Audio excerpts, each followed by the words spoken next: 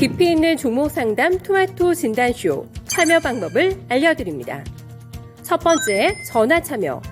02-325-8100번으로 전화하셔서 궁금하신 종목과 매수가, 비중을 말씀해주세요. 두 번째, 유튜브로도 실시간 참여가 가능합니다. 유튜브 검색창에 토마토 증권통을 입력하세요. 실시간 스트리밍으로 방송도 직접 보실 수 있고 종목 진단도 가능합니다. 이때 좋아요와 구독은 필수겠죠? 세 번째, 증권통 참여. 모바일 어플리케이션 증권통을 다운받아 증권통 TV에 들어가서 아자아자란에 글을 남겨주세요. 최고의 전문가들이 함께하는 토마토 진단쇼. 여러분의 많은 참여 바랍니다.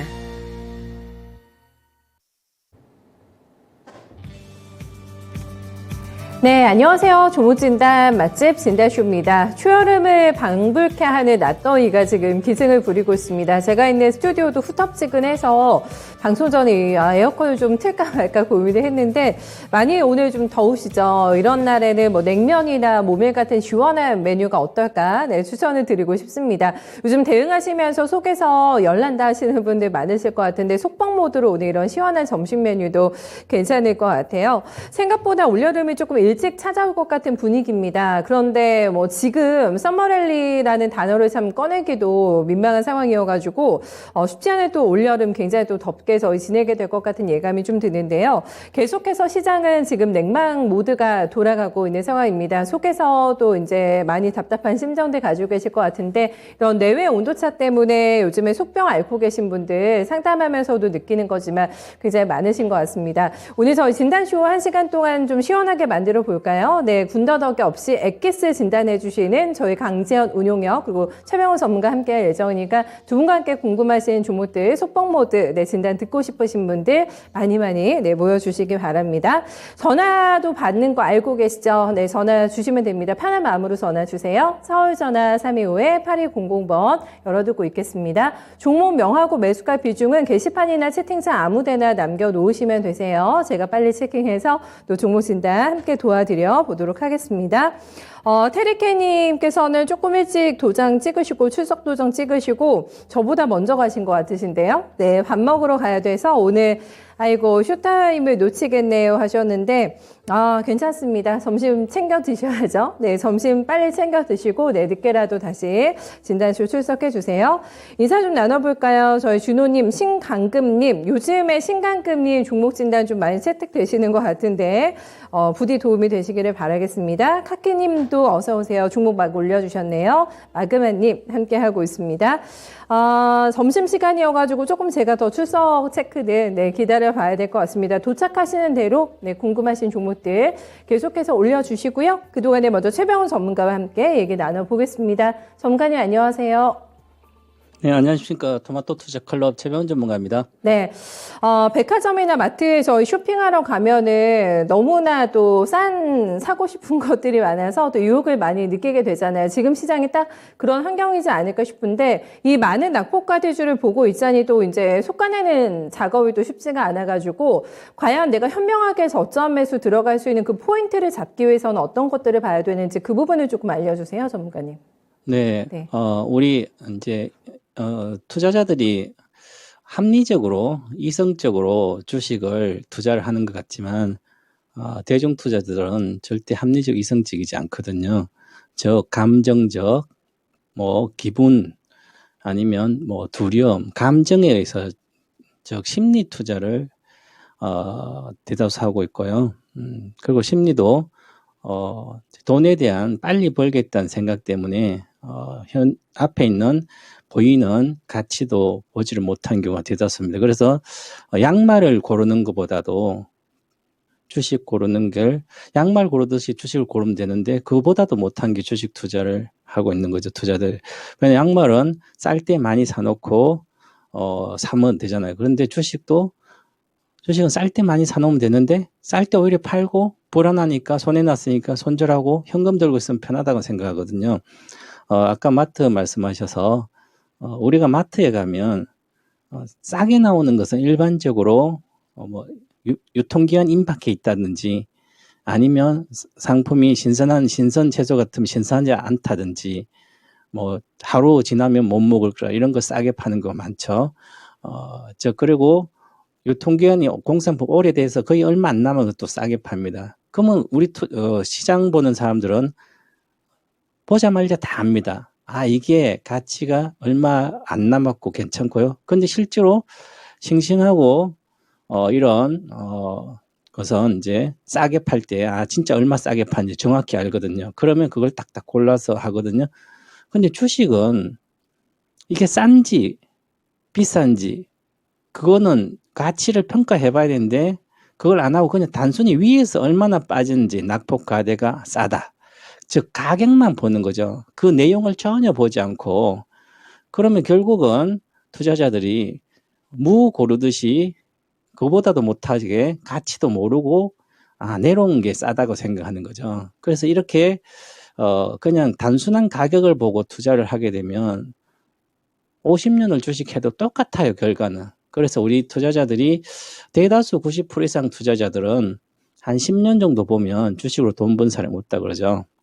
그래서 유명한 애널리스트, 펀드 매니저 출신도 주식을 안 하고 있다는 사람도 있죠. 그런데 생각보다 주식은 세상에서 제일 쉬워요. 왜냐하면 우리가 시장 가서 마트에서 싱싱한 아닌 거 고르고 가치를 평가하듯이 주식도 똑같이 가치를 평가해야 되는 거죠. 가격이 빠진 게 중요한 게 아니라 가치보다 얼마가 빠졌는지, 즉 내재 가치를 분석해 봐야 돼요. 그래서 기업 분석을 할 줄 알아야 되는 거죠. 기업 분석하지 모르고 투자를 하게 되면 힘들게 됩니다. 그래서 우리가 요즘 이제 신문에 이렇게도 많이 나지만 삼성전자다 그러면 자식한테 주려고 샀는데 자식 여유 자금으로 자식 용돈 주고 샀는데 주식이 빠져가지고 팔지도 못하고 언제까지 기다려야 돼요? 많이 그러잖아요. 그럼 삼성전자에 대한 기본적인 어떤 가치평가, 이 회사가 뭘 하고 먹고 살고 어떻게 돈을 벌고 시장이 어떻게 바뀌면 경기가 나빠지면 이 회사에 영향이 어떻게 미치고 실제가 어떻게 나쁜지 다 알고 해야 되는데 그걸 모르고 그냥 가격이 남들 삼성전자 가격은 갖고 있으면 무조건 가더라. 그건 10년, 20년 보면 그렇다는 거죠. 그러면 10년, 20년 보고 갖고 가면 당연히 사도 되는 거죠. 아무 때나. 내려오면 더 사면 되지만. 근데 그걸 모르고 빨리 단기적으로 끊어서 나 1년 안에 수익 내야 돼. 그럼 1년 안에 수익이 회사 기업이란 건 1년 안에 뭔가 크게 변하지 않아요. 몇 년 동안 걸쳐서 변합니다. 그래서 그런 것을 꼭 기억을 하셔야 됩니다. 자, 이제 차트도 이렇게 보면 종합주가지수예요. 작년 6월 20일 그때부터 마이너스 23% 빠졌어요. 지수가, 코스피가. 그럼 대다수 작년 6월 달에 산 종목들은 지금 마이너스 23%는 기본 빠진 거죠. 10종목 사든 100종목 사든 비슷해요.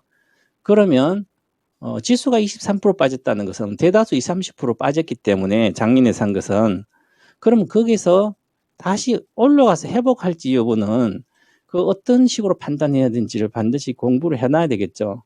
지금 가치보다 빠져 있어요. 그러면 이때보다는 어떻게?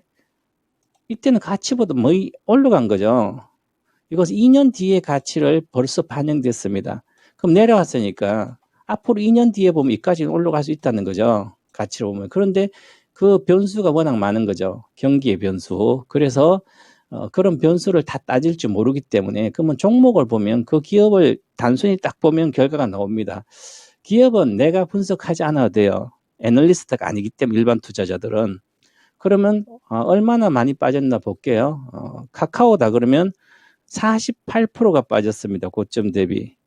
그럼 17만 3천에서 43%가 빠졌으니까 많이 빠졌죠. 거의 반타작 이상 빠진 거죠. 그렇기 때문에 그럼 회복만 하더라도 100% 수익이 나는 거예요. 8만 원대니까 10년 만에 100%잖아요. 그죠? 그러면 여기서 확신이 있다면 난 이건 반드시 회복할 거야. 회복할 수밖에 없는 그런 기업이 분석이 됐다면 그럼 여기서 많이 사놓으면 3년에 걸쳐서 회복만 하더라도 100% 수익이잖아요. 보장된 수익률이다 이렇게 생각된다면 그러면 이 기업을 분석해야 되는 거죠. 이게 낙폭과대주산 기준이 돼야 됩니다. 그럼 보시면 컨센서스를 보면 이렇게 실적이 매출액이 19년부터 27%, 35%, 47%, 27%, 21% 계속 증가되죠. 20% 내외. 이익도 19년도 183%, 120%, 작년까지 많이 올랐죠. 21년도부터 좀 줄었죠. 그러니까 21년도나 20년도 고가가 나오는 그 주가가. 그다음 40%, 30%, 20% 증가. 계속 증가하는구나. 기업은 계속 성장하는 거죠. 그럼 주가는 미리 많이 나올 때 올라갔다가 다시 내려왔죠. 그럼 이게 3년 뒤에 주가가 반영됐거든요. 21년도, 24년도. 그러면 내년도는 23년도는 26년도에 주가가 반영되는 거예요.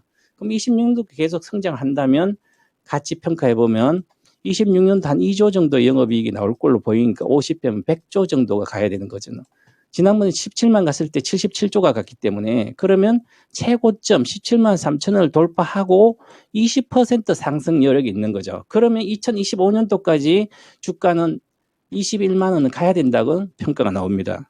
자, 그러면 난 21년도니까 지금 22년도 앞으로 3, 4년은 기다려서 이 주식을 지금부터 매집해 놓으면 100% 수익이 보장된다는 거 최소한. 그럼 이렇게 투자를 하면 연간 얼마 수익이 나오는 거죠. 이런 식으로 투자를 한다면 좋은 주식을 1등 기업들을 사서 안전하게 이제 수익을 낼 수 있는 실패 없는 투자자가 되는 거죠. 성장하는 산업 내에서 실적이 성장하는 계속 성장하는 기업들을 찾으면 된다 이렇게 말씀드리겠습니다. 네, 설명을 듣다 보니까 싼 게 땡땡땡이다라는 말이 좀 떠오르시죠. 네, 싼 주식은 싼 이유가 있다. 분명 그리고 싸져 있는 주식, 네, 일시적인 여건 때문에 이런 종목 중에서는 정말 절호에 득템할 수 있는 기회가 굉장히 많이 있다고 합니다. 잘 기억해 두시면서 요 박앤생 구간을 잘 활용해 보시면 좋을 것 같고요. 싸다고 덥석은 금지 모드이기 때문에 그것도 꼭 기억해 주세요. 저희 파골 묘주수님께서 전문가님 말씀 다 이해해도 실천이 참 어렵네요 라고 말씀하셨는데 실천 한번 해보시죠. 어려워도 한번 해보시면은 그 후에 또 웃는 날 분명히 오실 것 같습니다.南국곰님 어서 오세요. 몸이 조금 안 좋으신 걸로 알고 있는데 자다가 수행 누나 목소리에 깼어요 하셨는데 이 시간에 잠깐 또 기운 내셔가지고 저희 진단쇼 함께 하시면서 에너지 조금 더 뿜뿜 하셨으면 좋겠습니다. 힘내세요.南국곰님 빨리 쾌차하시길 바라겠습니다. 종목 진단 바로 출발합니다. 오늘은 요즘에 핫한 팜스토리 먼저 가볼게요. 저희 베네치아님께서 올려주셨고 매수가가 4,500원 15%입니다. 요즘에 단기 대응하시는 분들이 노리고 계신 굉장히 눈여겨보고 계신 종목인 걸로 제가 알고 있거든요. 저희 베네치아님께서는 매수가까지 올까요? 라는 질문 남겨주셨고요. 3,970원대이기 때문에 큰 손실은 아니세요. 네, 오늘도 거래가 여전히 많습니다. 차트 보시는 것처럼 4월 말 정도죠. 그때 이제 상한가가 2번이나 났습니다. 네, 그리고 나서 아마 살짝 눌림목 구간에서 그 지점에 좀 들어가신 게 아닐까 예측이 드는데 지금 생각보다는 조금 다른 패턴이 나와가지고 굉장히 소심하게 일단 매수가 정도로만 목표를 두고 계신 것 같습니다. 그 이상까지도 가능할지 대응 어떻게 좀 빠르게 팜스토리 하는 게 좋을까요? 네, 먼저 팜스토리에 대한 회사를 알아야 되는데 가치 평가를 하지 않고 주식을 그냥 막 가격이 올라가니까 전문가들이 적정 주가를 이야기해줘도 그걸 전혀 듣지 않고 가격이 올라가면 가격이 막 올라가게 되면 나를 따르라 가격이 지도자가 되는 거죠. 전문가가 지도자가 돼야 되는데 근데 가격이 막 올라가서 올라갈 때 못 따라잡고 이제 내려오니까 이제 싸게 내려왔구나. 낙폭이 많이 크네. 많이 빠졌네. 이렇게 사면 거의 대다수 손절을 하게 됩니다. 손실을 보게 되는 거죠. 그러면 남들은 왜 막 시세가 날 때 왜 샀는지를 빨리 파악해야 되는 거죠. 팜스토리는 기본적으로 사료사업부가 한 50% 차지하고 60%, 육가공 사업부가 나머지 40%인데 그러면 사료를 수입해서 도축 다전제, 양계장이나 양돈장, 닭부터 시작해서 돼지부터 각축들 관련된 사료를 제공해 주는 거죠. 그 다음에 그런 것도 도축해서 또 공급도 하고 그럽니다. 자, 그러면 지금 물가가 고공행진 중이니까 팔 때는 이제 비싸게 팔 수는 있죠. 그런데 중요한 것은 원달러 환율도 지금 올라간 거죠. 예를 들어서 수입을 해오게 되면 사료를 주로 수입해 오잖아요. 옥수수를 해서. 그럼 옥수수 가격이 많이 올라간 상태잖아요. 많이 올라간 상태에서 수입해 와서 우리나라에서 팔아서 가축업체한테 줘요. 그럼 사료가 올라간 거 가격을 다 내가 주고 사와가지고 가축업자한테 그만큼 올라간 그대로 마진을 낮거나 확보하고 넘겨주면 비싸잖아요. 그러면 예를 들어서 돼지나 닭을 키운 사람들은 사료가 엄청나게 비싸진 거죠. 그러면 야 키워도 이거 키워가지고 갖다가 내가 조치해서 팔아봤자 남는 게 별로 없고 그러면 수요가 줄 거 아니에요 오히려. 그러면 이게 마진도 그럼 낮춰야 되고 그래서 오히려 잠깐은 좋아질 수 있지만 구조적으로 마진이 축소될 수도 있거든 오히려. 그러면 그 기업에 대한 해서 잠깐 테마처럼 올라가서 이익이 좋았다고 치고 그러면 작년 2020년도는 영업이익 보시면 그 전보다 2배가 늘었어요. 이렇게 220억. 코로나 전국에는 그 왜 19년도 매출이익이 8,700억인데 2020년 코로나 9,600억. 작년에도 코로나 1조가 나오죠. 한 20%는 많이 늘었죠. 그죠? 저 온라인 서비스 나가지 않고 또 뭐 치킨도 시켜 먹고 여러 가지 고기도 위주로 구워 뭐 이렇게 하니까 는 거예요. 그죠? 그런데 그때는 원재료가 그렇게 많이 올라가지 않았어요. 그래서 이 마진 220억대 올라왔으니까 잘 나온 거죠. 그죠? 그러면 이제 구조적으로 원가가 높은 상태, 이제는 과거 1달러를 1,200원에 사왔으면 지금 1달러를 1,300원에 사와야 되는, 1,200원 후반대 사와야 되는 거죠. 원달러 한 올라가 버리면 원화 가치가 약해지면 사올 때 수입하는 업체는 오히려 비용이 더 많이 들어가는 거죠. 그러면 이것은 마진이 빠질 수밖에 없고요. 코로나가 끝나면 오히려 빠질 수밖에 없는 피해주죠. 밖에 돌아다니면 그죠. 그래서 오히려 잠깐 테마로 불어서 갖는 것은 일시적인 거죠. 그저부터 추세가다가 그러면 이것은 팔고 나와야 되는 주식입니다. 다시 또 제자리 밑으로 저는 2,000원대로 다시 내려갈 걸 봅니다. 마진도 축소될 수밖에 없기 때문에 워낙 원가가 비싸지는 거죠. 그래서 반등할 때 매도 의견 내가 산 가격이 중요하지 않아요. 처음부터 사지 말았어야 되는 주식이죠. 여기서 사셨잖아요, 그죠? 그러면 다들 여기서 첫날 갈 때 사야 되는 거죠. 둘째 날 가서 원봉 주면 다 팔고 나와야 되죠. 매도 보유 금지 구간은 4,800원 이하입니다. 그러면 요 밑에서 계속 2, 3천원에서 사다가 가다가 저 6천 가다가도 4,800원에 손절을 다 해야 되죠. 보유 금지해야 되는데 전혀 모르는 상태에서 사니까 손해를 보는 거. 이건 10년을 주식해도 똑같아요.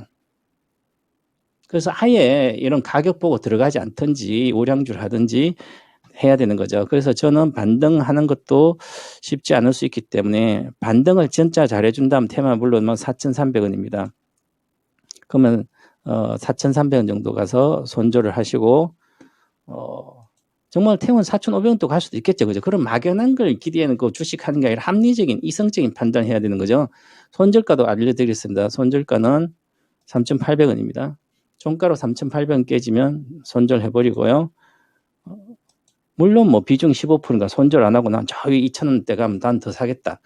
그러면 뭐 자식한테 물려주겠다. 손해 안 보고 팔겠다.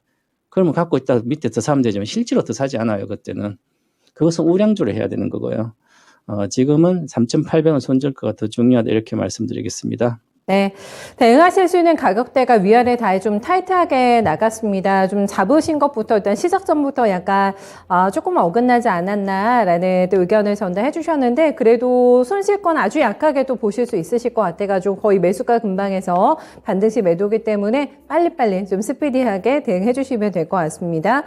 팜스토리를 여쭤보자마자 저희 게시판에서 시청자님들께서 혼 좀 날 것 같으신데요 라고 감을 잡으셨다고 하는데 혼나는 게 차라리 나은 것 같아요. 힘없이 말씀하시면 포기한 것 같아 저는 더 슬프던데요 라고 하셨는데 와닿네요. 네, 포기각으로 절대 얘기하신 건 아니기 때문에 네, 팜스토리 잘 가격 전략 기억해 주시기 바랍니다. 다음 전화 받겠습니다. 시청자님 안녕하세요. 네, 안녕하세요. 네, 연결되셨습니다. 안녕하세요. 네. 네, 오늘 어떤 종목 가지고 오셨어요? 네, 그 바이오 올릭스 종목이요. 올릭스, 네, 매수가하고 비중은 어떻게 되세요? 네, 매수가가 37,000원에 40%요. 비중 많아지신 거세요, 소장님? 네, 처음에 네. 작년 9월에 거의 9월. 49,800원에 10%였는데요. 네. 올 초에 폭락을 해서 네네. 3월에 27,000원대 행보를 좀 오래 하길래 네. 이제 발악이 끝난 줄 알고 추매를 했거든요. 그러시군요. 근데 다시 4월부터 또 많이 내려가더라고요. 그 추매할 때 30%를 더 확 담으신 거세요? 10% 아니요, 샀다가? 조금씩 10%씩 사모으신 거세요? 네. 지금은 또 생각 외로 더 빠지고 있는 상황이라서. 네, 그쵸? 이거를 생각과는 다르게. 네. 네, 손절을 해야 될지 아니면 기다리면 네. 37,000원까지는 올지 아니면 어느 정도 선에서 손절을 해야 될지 그게 궁금해가지고. 저희도 그렇게 해볼게요. 선생님, 일단은 모든 가능성을 더 열어두고 어떻게 대응하는 게 최선의 방책일지 좀 마음의 짐을 더실 수 있을지 함께 좀 저희 고민해보겠습니다. 네. 네, 올릭스 바로 넘겨드릴까요? 전문가님 손실이 너무 크셔가지고 반등을 애타게 기다리고 계시다고 하는데 시간에 대한 어떤 비용도 조금 감안해가지고 전략 잡아주세요. 바이오 관련된 주입니다. 제가 2020년도 하반기부터 코로나가 끝나면 코로나 때 있었던 고가는 평생 회복할 수도 없다. 이렇게 가장 겁나게 말씀을 드렸었어요. 근데 초보자들이 바이오주를 전혀 모르는 그 회사의 질환이 어떤 신약을 개발하면 그 신약이 어떤 성공할지 실패할지 확률까지 따져보고 과연 시장 규모가 얼마인지 시장 규모에서 이 회사는 과연 시장 점유율 얼마나 차지할지 이런 것까지 다 계산해가지고 그리고 경영자들이 과연 횡령하고 아니면 이런 거 안 하고 정말 제대로 된 연구원이 이거 기술 개발하고 이런 정말 경영진까지 다 파악해가지고 내가 알 수 있다면 비중을 한 30% 실어서 쌀 때 사놓고 기술 수출한다든지 라이선스 아웃하고 이렇게 할 때 그다음에 뭔가 제대로 신약이 성공하는 3상까지 가고 그러면 주가는 많이 뛰어요. 그래서 몇 배를 보고 하는 겁니다. 바이오주는 20, 30% 보고 들어가는 분들은 쪽쪽 다 깨집니다. 기본적으로 바이오주를 할 때 100%, 200%, 300%는 봐야 되는 거죠. 그러지 않고는 이게 아예 접근을 하지 말아야 됩니다. 그럼 올릭스 같으면 뇌혈관 질환 관련돼서 플랫폼 기술을 갖고 있는 거죠. 그래서 과거 중국과 작년도에 겨울에 한서 제약하고도 5천억 기술 수출하고 그런데 보세요. 주가란 것은 작년에 그렇게 기술 수출해도 주식은 그전에 2020년도 12월에 고가 찍고 끝없이 빠졌죠. 이게 왜냐하면 2020년도 코로나 전국에서는 모든 바이오주는 그때 못 간 바이오는 바이오 받자도 못하는 기업이에요. 그죠? 그때 바이오 기업만이라도 이름만 들어가도 아무 적자고 뭐고 상관없이 조금만 뭘 하겠다 그래도 주식은 끝없이 뛰었어요. 왜냐하면 초보자들이 워낙 많은 상태에서 동학개미들이 가격 올라가니까 전문가인 동봉 가서는 하반 여름부터 이런 거 아니다. 바이오주 건드리지 마라. 초보자는 아무리 얘기해봤자 저를 지도자로 여기지 않고 가격이 끝없이 올라가는 게 지도자로 여기는 거죠. 그래서 막 따라갑니다. 그래서 물려버리면 끝이 납니다. 이렇게. 그러면 다시 회복한다. 이 회사를 회복한다면 다시 정상적으로 이익을 내서 기술 수출한 것까지 다 해서 정상적으로 앞으로 성과를 계속 내서 실적으로 연결해야 되는데 과연 그에 대한 확신이 없다면 끝없이 빠져요. 그러면 이제 어떤 테마를 볼 때까지 기다려야 되잖아요. 그러면 기다리면 기술적으로 보면 테마로는 한 3만 원대까지는 50% 언제든 갈 수 있으니까 갈 수는 있어요. 그죠? 근데 주가가 37,000원 정도에서 사서 지금 내려왔으니까 그럼 22% 여기 있잖아요. 그죠? 어느 정도까지 35,000원, 6,000원까지는 만약 어떤 바람이 불고 좋은 소식이 있고 그러면 올라갈 수는 있을 수도 있어요. 과거에 보면 여기 38,000원 간 적이 있으니까 그럼 여기서는 올라갈 때까지 기다리면 기본적으로 앞으로 2, 3년은 기다린다 생각하고 있으면 본전은 갈 거야 아마. 근데 그 사이 이 회사가 어떻게 바뀔지를 불안하잖아요. 그래서 그런 걸 알아봐야 되는 거죠. 보시면 그래서 이렇게 제가 이야기한 듯이 정상적인 이렇게 분석해서 주시기를 하는 겁니다. 그래야 투자를 하는 거죠. 적자가 250억 작년에 났고요. 끝없이 적자가 나고 있죠. 그러면 재무제표를 보고 자산이 얼마나 있는지 알아봐야 됩니다. 자산이 지금 현재 800억대, 유통률 500억대니까 작년에 이제 2021년 522억이죠. 부채가 673억이고 자본 보면 대기업 지주 보면 600억대 400억 그럼 얼마 100 얼마밖에 안 남았죠. 그러면 이익을 200억대 적자가 나는데 심각하죠. 어디 또 유치를 해야 될 거 아니에요. 불안하잖아요. 그죠? 그래서 이렇게 정상적으로 생각해야 되는 거예요. 그래서 저 전문가로서 지금 현재 비중이 이렇게 높기 때문에 절반 정도 팔아서 내 인생의 100% 중에 20% 지분은 없어져도 주식 잘하면 안 망해요. 40%는 망해요. 그죠? 1억 중에 4천만 원 날라가 봐요. 다시 회복 안 됩니다. 개인들은. 그래서 절반 정도 손절하고 지금 아주 고성장하면서 미래가 보장된 기업들이 많아요. 실적. 다 빠졌으니까. 그걸로 20% 손절해, 절반 손절한 갈아타시고 이거 20%는 35,000까지 만약에 호재가 있으면 갈 수도 있으니까 놔두는 결정이 저라면 그렇게 하겠습니다. 참고하시기 바라겠습니다. 네. 저라면이라고 또 대입을 해가지고 얘기를 해주셨습니다. 시청자님 절반 꼭 덜어내주시고 마음의 짐 좀 가볍게 해서 한번 기다려보세요. 올릭스. 네, 감사합니다. 네, 대응 잘하세요. 다음 종목 빨리 하나 더 봐야 될 것 같은데요. CS윈드 갑니다. 우리 동네 손 선생님 83,000원에 40% 매수를 하셨는데 실적 나오고 오늘 분위기가 더 바닥으로 갈 것 같습니다. 전문가님. 네, 이거는 또 어떻게 대응해야 될까요? 비중이 너무 높아요. 그리고 또 그게 고점에서 풍력주라고 이것도 78,000원 손절가 보유 금지 가격이죠. 차트 딱 봐도. 근데 거기 사시는 거잖아요. 그러니까 손절 안 하셔서 여기서는 앞으로 이 풍력이 산업이 성장하고 친환경이고 기름값 비싸고 어쩌고 아무리 해봤자 적정 주가라는 게 있습니다. CS윈드는 그럼 결국은 끝없이 저는 기본적으로 풍력이나 고성장이 쉽지 않기 때문에 대중화가 그래서 저는 3만 원대까지도 충분히 내려갈 걸로 보입니다. 35,000원까지.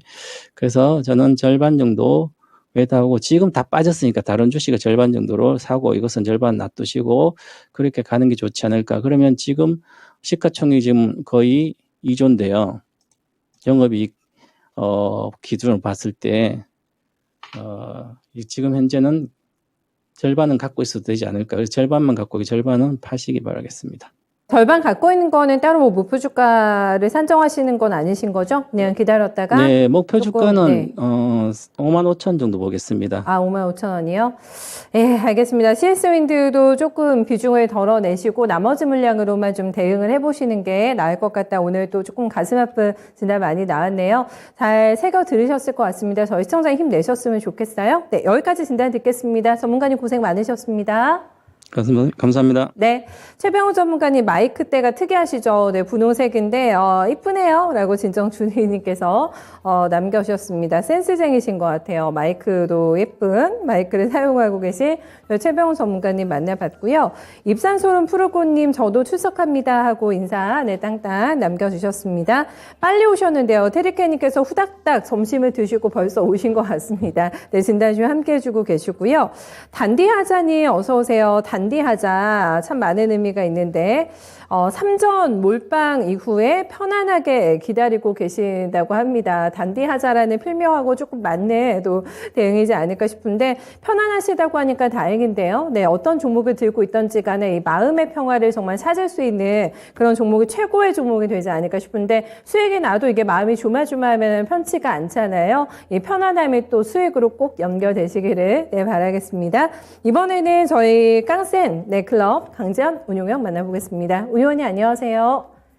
네, 안녕하십니까? 네, 요즘에 참 불안한 마음을 사실 다스리기가 쉽지는 않은 것 같아요. 시장이 워낙에 또 불안한 모습을 보여주고 있는 상황인데 여기서 내가 잃지 않는 매매를 하겠다라는 거는 굉장히 지금 상황에서는 큰 욕심인 것 같긴 한데 최대한 그래도 내 포트폴리오를 좀 방어하고 싶다라는 차원에서는 어떤 전략이 좀 필요할까요?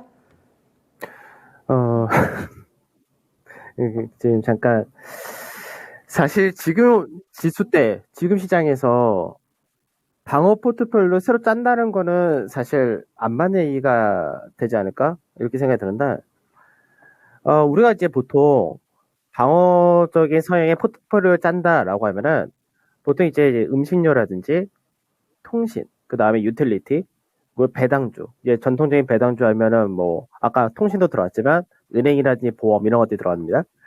근데 이게 관건은 뭐냐면 지금 현재 시장에서 하락이 나타난 부분은 크게 세 가지인데 유동성이 축소된 부분과 중국에서의 경제 봉쇄 영향 그리고 러시아 우크라이나 전제 이 부분이죠. 정책적인 부분을 볼 때는 중국에서의 경제 봉쇄라는 거는 사실 그렇게 크게 길게까지는 않을 것으로 전망이 됩니다. 다만 이게 시기가 5월 말이 됐지 6월 달이 됐지 이건 아직까지 모르는 내용인 거고 러시아와 우크라이나 문제도 사실 지금 당장 어떻게 될지라는 부분은 전혀 예상할 수 없죠. 그러면 남은 문제는 금리 인상과 인플레이션이었던 이 부분인데 공교롭게도 오늘 중국에서의 물가 지수가 발표를 했고요. 그리고 이제 미국에서 오늘 소비자 물가지수 발표했습니다.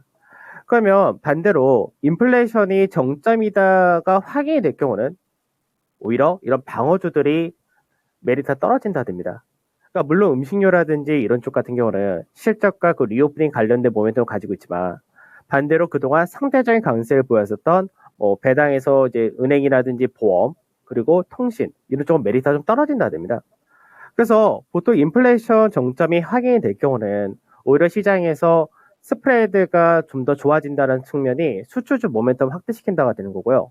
그리고 반대로 또 하나는 지수 자체가 인플레이션에 따라서 영향을 좀 많이 받았던 증시였기 때문에 이 부분에서는 역시 낙폭과대가 반등이 나기 수월해진다가 됩니다. 그래서 사실 지금 시장을 놓고 볼 때 국내 증시 자체가 지수와 그 안에서 종목들이 차이가 굉장히 많이 벌어지는 거는 실적이 좋은 쪽을 오히려 현재 시장에서 잘 버티거나 오히려 상승이 잘 나온다고 되겠죠. 그러니까 오늘도 사실 어떻게 보면 코스닥에서 이제 코스닥 내에서 사실 실적이다라고 하면은 뭐 헬스케어 관련된 미용 관련된 쪽도 몇몇 개 있긴 하지만 전체적으로는 IT 부품 이쪽이 실적이 좋다고 되죠. 그래서 오늘도 이제 동지세미캠이 실적 발표하면서 IT 부품 쪽에 강세가 나타난다. 그러니까 이런 쪽을 중심으로 잡는 게 좋다는 거죠. 완성차라든지 뭐 철강이라든지 건설기계, 그 아까 이제 내수유통 관련해서 말씀드렸지만 백화점 이런 쪽. 그래서 차라리 지금은 지금 시기에서 이제 방어 전략 피자라는 부분은 사실 현금을 좀 늘리냐 안 만드냐, 늘리냐 줄이느냐 이거밖에 없다고 생각을 해야 될 것 같고 지금 구간에서 뭐 인버스를 산다 이런 것들도 사실 안 맞는 얘기거든요. 그래서 현재 구간에서는 그나마 시장이 불안하고 앞으로 시장도 감안할 때는 실적 중심의 포트폴리오가 훨씬 더 좋다. 이렇게 얘기를 해드린 게 맞을 것 같습니다. 알겠습니다. 실적이군요. 네, 실적주, 어닝주를 들고 있다면은 조금 그래도 내가 방어적인 스탠스를 취하면서 내 시장의 어떤 이런 변동성의 흐름을 파고를 조금 덜 탈 수 있는 지혜로운 방법이 될 수 있다고 합니다. 저희 강재원 운용위원이 여러 가지 코너에서 또 실적 기반에서 종목도 많이 알려드리거든요. 추천주도 나오기 때문에 그것도 힌트 삼아가지고 네, 방어 포트폴리오 한번 구축해 보시면 될 것 같습니다. 깡세님 어서 오세요. 세금 주말님께서 환영해주고 계시고 진정주린이님 깡쌤 하이요 하고 네 가볍게 또 인사 나눠주고 계십니다. 네 깡쌤과 함께하는 진단 바로 들어갈 테니까요. 네 궁금하신 종목들 계속 뭐 전화 게시판 채팅창 이용해서 남겨주시기 바랍니다. 먼저 에디스타님 네 어서 오십시오. ABL 바이오가 문의가 많은데요 오늘 네 22,700원에 매수가는 10% 남겨주셨습니다. 21,300원이라서 다행입니다. 아마 저점 공략에 들어가신 것 같고 어제 장중에 18% 빠지기도 했습니다. 종가상으로는 12% 급락 마감이었고요. 오늘은 되돌리는데 조금 주력하고 있는 상황이긴 한데 윗꼬리를 달고 있는 양봉 패턴이 나오게 되면서 다는 네, 되돌리지 못하고 있는 흐름입니다. 회사에서 뭐 어제 좀 루머가 나온 부분에 대해서 해명도 하고 하긴 했는데 아직까지 어제 낙폭을 만회하지 못하는 구간이신 것 같고 가격을 근래 들어가신 것 같은데요. 아마 이런 단기 변동성 이용한 좀 매매가 아닐까 예측을 조금 해보게 됩니다. ABL 바이오 조금 빠르게 전략 주시는 게 더 낫지 않을까 싶은데 어떻게 보세요? ABL 바이오뿐만 아니라 요즘 제약 바이오가 사실 상당히 좀 안 좋은 케이스죠. 그러니까 이제 시장에서 워낙에 실적이라든 이런 것들을 봐야지 어느 정도는 시장에 안도감을 가지는 케이스다 보니까 이제 뭐 임상 실험 자체가 성공을 하거나 대규모의 기술 수출 계약을 맺거나 그런 부분이 있어야지 시장이 반등이 나오는데 지금 헬스케어 업종 지수를 잠깐 보게 되면은 헬스케어 업종 지수가 지금 굉장히 많이 하락했죠. 그러니까 이제 재작년이죠. 2020년도 고가를 기준으로 했을 때 업종 지수 자체가 47% 정도 하락했다. 그러니까 어저께 저점까지 하면 거의 50% 하락했죠. 그러니까 지금 현재 제약바이오란 쪽이 사실 시장보다 훨씬 더 약한 쪽입니다. 다만 이 안에서 일부 종목군들이 강세를 보여준다 이렇게 되는 건데, 그럼 지금 현재 ABL 바이오를 보게 되면 ABL 바이오는 사실 이제 현금성 자산이 올해 들어오는 게 굉장히 중요했습니다. 그래서 그 부분을 어느 정도 기술 수출 계약을 맺고 하면서 그 부분이 이제 강하게 반등이 나왔던 그런 케이스가 되는데, 지금 현재는 이제 그 반등폭을 다 반납을 해버렸죠. 그러면 지금 현재는 앞전에 이제 반등이 나오기 전에 이 가격대까지 내려왔다가 되는 겁니다. 그러면 지금 현재 진입하신 가격대 자체가 그렇게 비싼 가격에 진입하신 건 아닌데, 지금 현재는 올라간다가 될 경우 매물대 자체가 굉장히 두꺼운 자리대가 23,000원에서 24,000원 사이, 여기가 굉장히 두꺼운 자리대죠. 그러니까 나중에 이 부분도 뭐 추가적인 임상실험 결과가 나오거나 여러 가지 시장 모멘텀을 버티면서 여기 넘어가면 굉장히 좋은데, 우선은 지금 현재는 밑으로 더 빠질 거냐는 부분에서는 그렇지 않을 것 같습니다. 그러니까 어느 정도는 단기적으로 올라간 폭을 다 반납하면서 빠질 만큼 빠졌다 정도 이렇게 보이는 케이스고, 지금 현재는 반등이 나온다 했을 때 요 구간대까지 급격하게 떨어졌기 때문에 반등이 나올 때는 우선 23,000, 24,000원이 가능하다 이렇게 말씀드릴 것 같은데, 근데 여기를 나중에 회복할 때 그때 새로운 이슈라든지 정책적인 부분이 부각이 된다면 그때는 이제 추가적으로 상단을 살짝 넘어갈 수도 있습니다. 그래서 지금 현재는 가져가시되 23,000, 24,000 사이, 여기를 이제 어떤 모멘텀을 가지고 넘어가느냐. 그러니까 만일 그냥 모멘텀 없이 단순하게 낙폭가대 기준 반등으로 나온다 했을 때는 이 라인대에서 정리를 하는 거고, 그게 아니라 이 라인대 왔을 때 뭔가 시장에서 새로운 이슈라든지 뉴스가 나와서 넘어간다 했을 때는 좀 더 위를 보고 가셔도 된다 정도, 이렇게 말씀드리도록 하겠습니다. 알겠습니다. 경우의 수까지도 생각해 주셔가지고 전략 내주셨습니다. 단기 대응이 맞으신지 모르겠어요. 저희가 좀 그런 감을 잡고 전략 내드렸는데 잘 참고 한번 해보시기 바라겠습니다. 다음 종목 바로 넘어가 볼까요? 신강금님, 네, 오늘도 채택이 되셨는데 삼성 SDI 많이들 대응하고 계시죠? 강금님께서는 40%나 담으셨군요. 이 종목을 비중 많으시고 가격대는 다행이죠. 네, 56만 원에 잡으셔가지고 수익권입니다. 저 오늘 주가 빠져도 58만 1,000원 나타내고 있기 때문에 수익권의 매매를 진행을 하고 계신데 잘 사신 것 같은데 일단은 싸게 잡으셔가지고 마음고생을 하지 않고 있는 상태입니다. 이게 전문가님 단기 목표가하고 장기 목표가 둘 다 문의를 주셔가지고 어떤 컨셉이 조금 더 나은지로 알려주시면 좋을 것 같고, 일단 비중이 많으시니까 둘 다 괜찮으면 둘 다 또 가격도 좀 잡아주시고 그럼 좋을 것 같습니다. 어떤 대응이 유리한 종목일까요? 우선은 삼성 SDI 같은 경우가 앞전에도 이거 한번 했을 때 전체 상승폭의 38.2%짜리 그 자리가 이제 47만 전후라고 했었죠.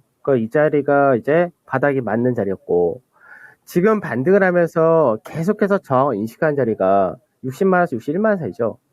그러니까 이 자리가 어떤 의미냐면, 그러니까 뭐 회사 내용이라든지 2차 전지에 대한 내용은 뭐 모르시는 분도 없으실 테니까 그 부분은 넘어간다 치고, 그러면 지금 현재 왜 여기서 저항을 받느냐, 이게 앞자리 박스권 하단입니다. 그러니까 이 라인대가 저항이 많을 수밖에 없죠. 매물이 많을 수밖에 없고. 그러면 지금 현재 추가적인 강세를 나오기 위해서는 이 라인대를 넘어갈 추가적인 모가가 더 나와줘야 된다는 얘기거든요. 그러니까 추가적인 모가한 부분은 이미 실적 발표를 했고, 그 외적으로 이제 현대차 그룹이 지금 미국에 이제 진출을 한다고 되는데, 이제 공장 부지를 이제 조만간 발표를 한다고 하죠. 그 발표를 한다 했었을 때, 여기서 추가적으로 삼성 SDI가 뭐 조인트 벤처를 만든다든지 아니면 현대차에 공급한다든지 뭔가 새로운 게 더 들어와야 된다는 얘기죠. 그 외적인 회사에서 새로운 게 더 들어오거나.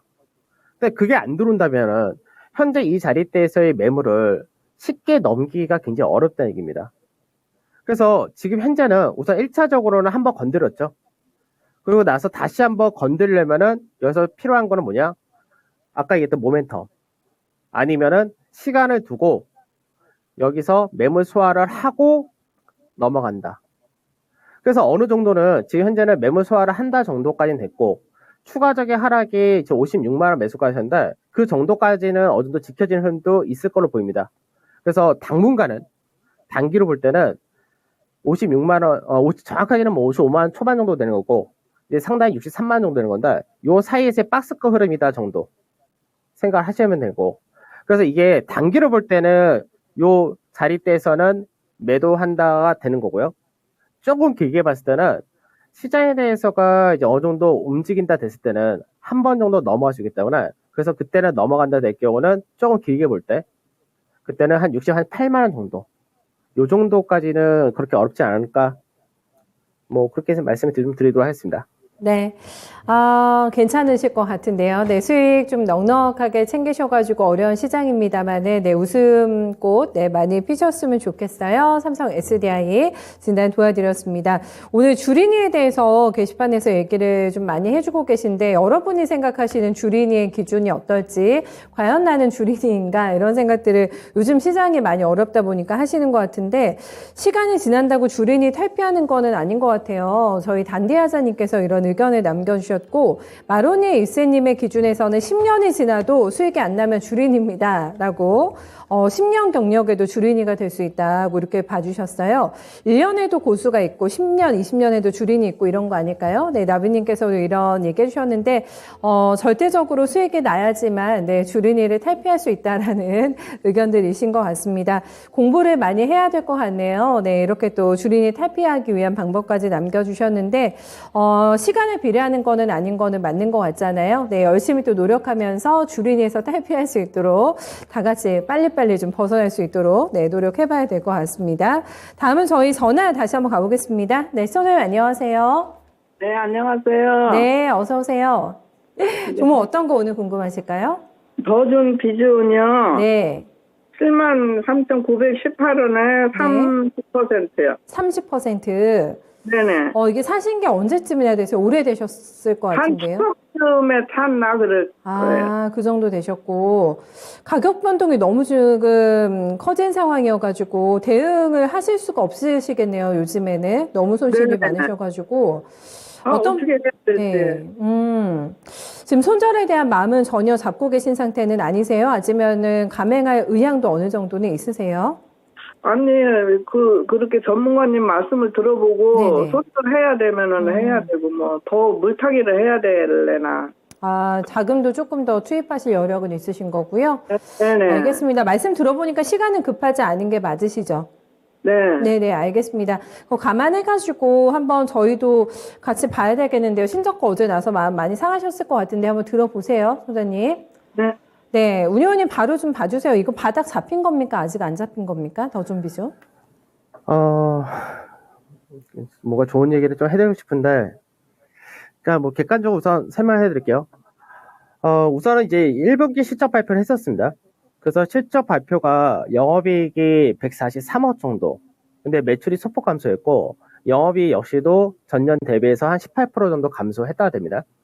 그러니까 제일 더존 비전의 문제란 건 어떤 거냐면, 사실 이제 매출의 증가가 2019년도 2,600억이었죠. 2020년도가 3,000억. 근데 2021년도가 3,100억. 매출 증가가 그나마 여기서는 10% 정도 유지를 해줬었는데, 이게 매출 증가가 이제 거의 안 나오기 시작한다는 거죠. 그러니까 시장에서 이 더존 비조 같은 소프트웨어 관련돼서는 영업이익률도 굉장히 높게 나오는 게 맞는데, 이게 매출 증가와 더불어서 같이 나와야 됩니다.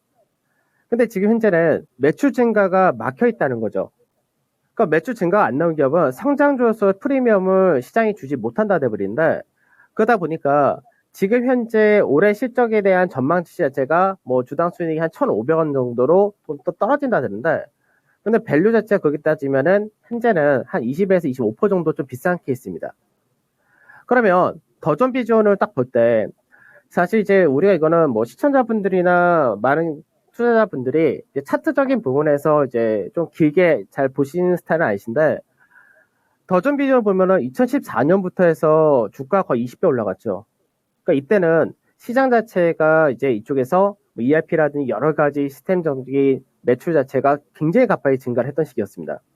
그러니까 문제는 지금 현재 성장성 동력이란 부분이 꺾였다는 부분이고요.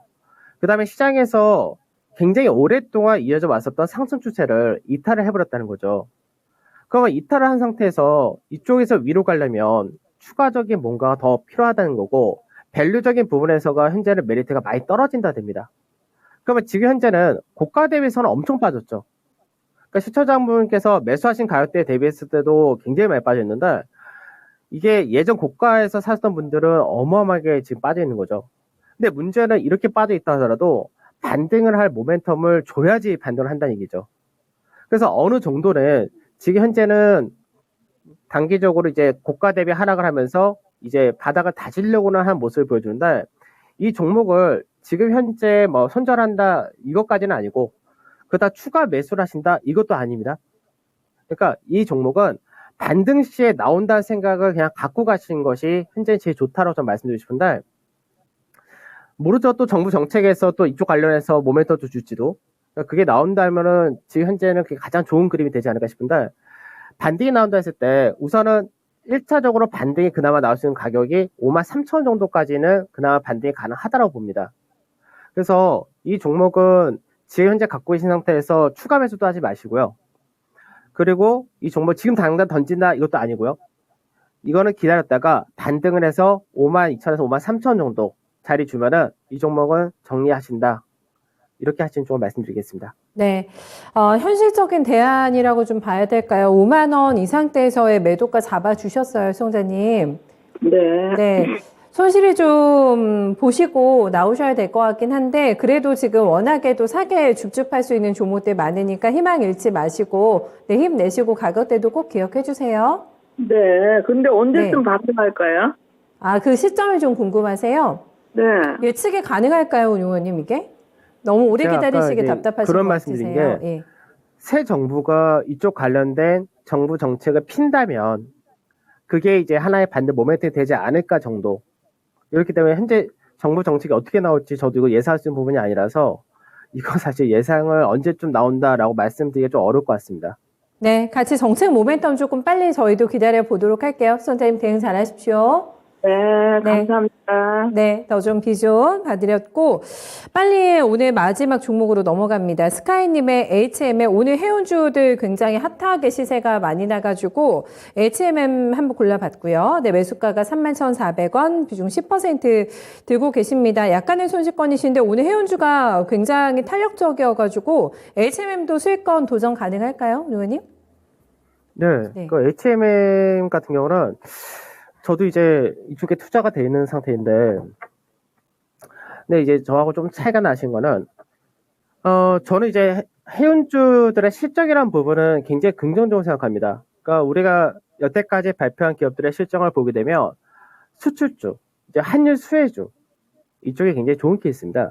그리고 이제 어느 정도 나중에 이제 물가, 이제 공급망이라든지 이런 것들이 좀 완화되는 그런 과정이 나타나면은 회사 운임이 좀 떨어진다 하더라도 이제 장기 계약을 많이 맺어놨기 때문에 그런 부분에서도 굉장히 긍정적으로 저는 보는 케이스인데, 근데 지금 이제 저 같은 경우는 생각하는 부분이 지금 시청자분께서 매수하신 가격이라는 31,400원 전후를 우선 저는 이제 1차 목표가 정도를 잡고 있는데, 이 라인대가 한번 이제 어떤 식으로 넘어가느냐? 사실 그게 좀 고민입니다.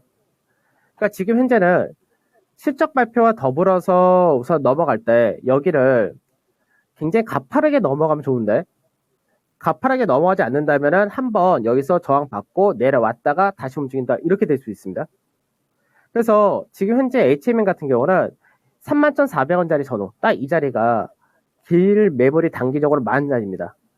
그래서 지금 현재 뭐 페노션이라든지 다른 대한해운이라든지 오늘 뭐 태운로직스 이런 것들을 보게 되면은 이미 여기를 다 넘어왔다 돼요. 고가 라인대를. 그래서 HMM 같은 경우는 이제 시총 자체가 높기 때문에 좀 무거운 것도 있긴 한데 31,400원이라는 시청자분께서의 매수가 자리는 전혀 어렵지 않다고 생각합니다. 다만 여기를 넘어갈 때 거래량 자체를 강하게 해서 넘어간다 되면은 단기적으로 35,000 전후 여기까지가 열린다라고 보기 때문에, 그러니까 우선은 시간 좀 걸린다 하더라도 괜찮으시다면 35,000 전후를 목표가를 잡으시는 거고요. 그 라인대를 또 넘어갈 만큼의 시장 모멘텀 이런 것들이 좋다면은 더 크게 보셔도 괜찮다 정도. 그래서 우선은 31,400원짜리 때는 어떤 식으로 넘어가느냐, 그게 이제 중요하다 정도로 말씀을 드리도록 하겠습니다. 네, 중요한 지점을 잘 체킹을 해두시면 될 것 같고 시간적인 여유 좀 더 두시면은 수익이 조금 더 불어날 것 같은 또 운영원님도 같은 종목 대응하고 계시다고 하니까 조금 더 마음 편안해지셨을 것 같아요. 운영원님 오늘 여기까지 진단 들어볼게요. 수고 많이 하셨습니다. 감사합니다. 네, 감사합니다. 네. HMM까지 해서 오늘 해운주까지 좀 전반적으로 들여다봤습니다. 이 와중에도 또 수익을 내고 계신 분들도 간간히 계셔가지고 또 다행이라는 생각 제가 또 개인적으로 많이 해봤네요. 저희 불타기를 하셨다고 세금 쥐말님께서는 오늘 굉장히 많이 올라가고 있는 영풍재질을 또 불타기했다. 이렇게 또 과감하게 전략을 또 쓰신 저희 세금 쥐말님 의견 남겨주셨는데 요즘 시장을 잘 이용하면 분명히 수익 날 수 있습니다. 포트에 굉장히 많은 물량을 이런 시장주에 좀 빨리빨리 움직이는 이슈주에 대응하기는 무리가 있겠습니다만은 내 포트를 보면은 너무 좀 답답하다 하면은 좀 다른 방법을 이용해서 분위기 전환하면서 조금 빠른 매매도 좀 필요한 시장이 아닌가 생각을 해보게 되는데요. 세곰 쥐말림의 또 불타기 전략도 좋은 결과 있으시기를 함께 바라보도록 하겠습니다. 시장은 여전히 지금 코스닥은 빨간불 들어오고 있고 분위기가 조금 더 괜찮아지는 것 같아요. 지금 장중고가 나오네요. 코스닥이 864 찍게 되면서 어제도 이 시간에 장중고가 봤는데 분위기 조금은 더 개선이 되고 있는 상황입니다. 거래소도 힘 조금만 더 내면은요, 빨간불로 바뀔 것 같긴 합니다. 너무나 긴 하락의 고리를 과연 오늘 끊어내고 소폭이나마 반등에 성공할 수 있을지 함께 좀 기대감 가지고 남은 시간 오늘 장 몇 시간 안 남았거든요. 함께 또 기대를 가지고 지켜보시면 좋을 것 같습니다. 오늘 성심성의껏 저희 진단 도와드렸어요. 오늘 진단 못 받으신 분들은 또 저희 내일 12시에 출석하니까 내일도 많이 종목 올려주시길 바라겠습니다. 여기서 인사드릴게요. 투자 판단에 대한 다양한 도움 말씀 전해드렸고요. 특정 종목의 상승과 하락을 보장하지는 않습니다. 저는 내일 다시 뵙겠습니다. 고맙습니다.